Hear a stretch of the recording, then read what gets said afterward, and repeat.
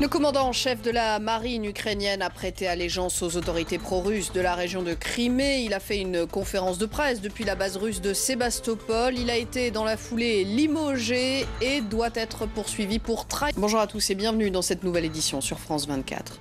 On commence tout de suite avec l'Ukraine qui s'enfonce dans la crise encore un peu plus ce dimanche soir. Le commandant en chef de la marine ukrainienne a donc prêté allégeance aux autorités pro-russes de Crimée, des autorités qui avaient décrété l'autonomie de cette région du sud de l'Ukraine jeudi dernier. Le commandant en question a été limogé dans la foulée. Il est poursuivi ce soir pour trahison par Kiev. On va y revenir.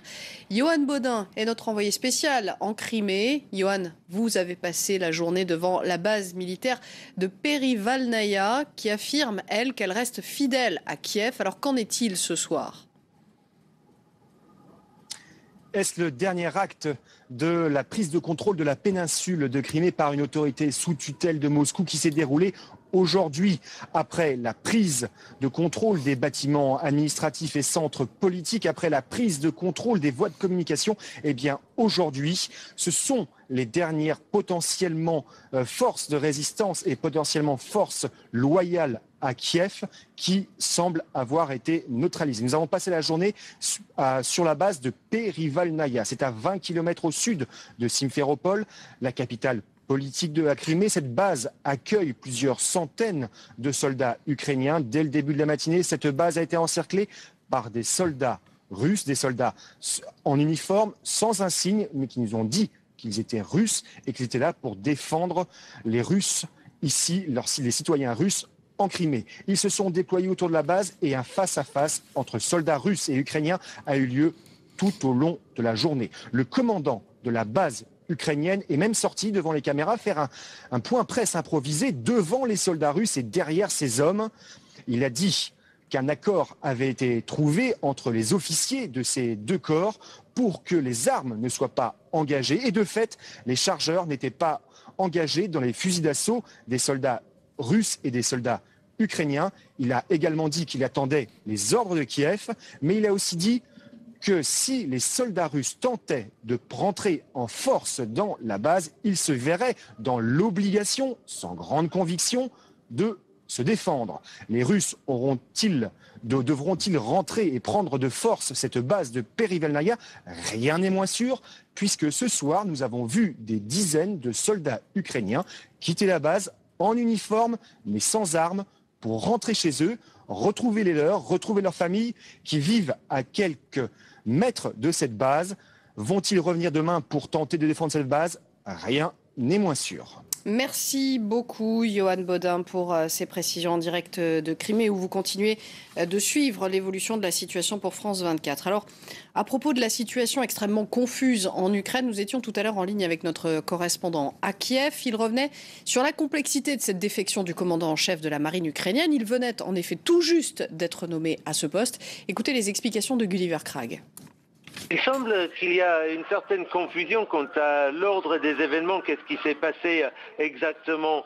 Deux sources, l'un un expert sur les questions militaires en Ukraine, l'autre un député du parti nationaliste Svoboda, citant le ministre de la Défense, l'admiral Tenyuk, m'a dit que l'admiral, par le biais d'intermédiaires, je devrais dire pas directement, mais ils disent que c'est l'amiral Tenyuk, ministre de la Défense, qui a décidé qu'il préférait un autre homme, le contre-amiral Gaïdouk, au choix du président Alexandre Turchinov, qui était Denis Berezovski. Donc Denis Berezovski n'a jamais prêté serment en tant que chef de la flotte ukrainienne, et ça devait être l'amiral Gaïdouk qui allait le faire, mais c'est à cause de cela que Denis Berezovski a donc ensuite décidé de prêter allégeance aux Russes, mais il paraît que c'est l'amiral Gaïdouk qui est à la base navale de l'Ukraine en Crimée et qui est donc, d'après lui, toujours en charge de la flotte ukrainienne.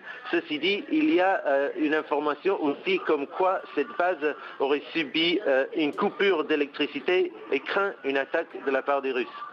Beaucoup de confusion, donc on ne sait pas aujourd'hui, Gulliver, à qui prête allégeance la marine en tant que telle. On ne sait pas qui dirige aujourd'hui la marine ukrainienne. Ça dépendra, je suppose, du rapport des forces entre Denis Berezovsky et l'amiral Haïdouk. Pour l'amiral Haïdouk, c'est clair, c'est lui qui a été nommé par le ministre de la Défense et c'est lui qui commande la flotte ukrainienne. Mais visiblement, Denis Berezovsky, qui avait été choisi pour ce poste hier seulement, il pense certainement que c'est lui et il a sans doute il s'est mis d'accord d'une manière ou d'une autre avec les Russes, mais on ignore encore les détails et on ignore aussi qui a vraiment le pouvoir de commander cette flotte à l'heure qu'il est. Et après toutes ces évolutions de situation en Ukraine, une discussion à l'instant entre Vladimir Poutine, le président russe, et la chancelière allemande Angela Merkel. Vladimir Poutine, qui selon l'agence de presse russe RIA Novosti, aurait dit à la chancelière allemande que les mesures prises par la Russie étaient totalement appropriées étant donné l'évolution de la situation en Ukraine. Voilà pour cette discussion entre Vladimir Poutine et Angela Merkel. Pas de déclaration avant cela officielle de la Russie depuis hier, depuis que la Douma, son parlement, a autorisé l'intervention militaire en Ukraine. En Occident, en revanche, les mises en garde, les condamnations se sont multipliées dans la journée. La diplomatie britannique affirmant que la souveraineté territoriale ukrainienne avait été violée par la Russie. Le secrétaire général de l'OTAN affirmant que la Russie menaçait la paix en Europe. On fait le point de toutes ces déclarations avec Cécile Galluccio. Le ton est ferme, les mots sont forts. Après Paris ce dimanche matin, c'est au tour de Washington de mettre en garde la Russie et c'est directement sa place au sein du G8 qui est menacée. Il va perdre sur la scène internationale. Le peuple russe va perdre. La Russie va perdre. Elle peut même ne plus faire partie du G8 si cela continue. C'est vraiment un comportement du 19e siècle alors que nous sommes au 21e siècle. Un comportement du 19e siècle, car pour le secrétaire d'État américain, l'envoi de troupes en Crimée est une invasion. Un peu plus tôt dans la journée, Paris et Londres ont condamné l'escalade militaire russe et ont décidé de boycotter la réunion du G8 prévue en juin prochain à Sotchi. Je suis très préoccupé par l'escalade de la tension. Nous allons encore demander aux Russes de parler directement avec les Ukrainiens par le biais de leurs ministres. Dans le même temps, nous reconnaissons que la souveraineté et l'intégrité territoriale de l'Ukraine ont été violées. Depuis samedi, depuis que la Russie a voté l'envoi de troupes dans la République autonome ukrainienne, les dirigeants internationaux ont multiplié les déclarations et les appels téléphoniques.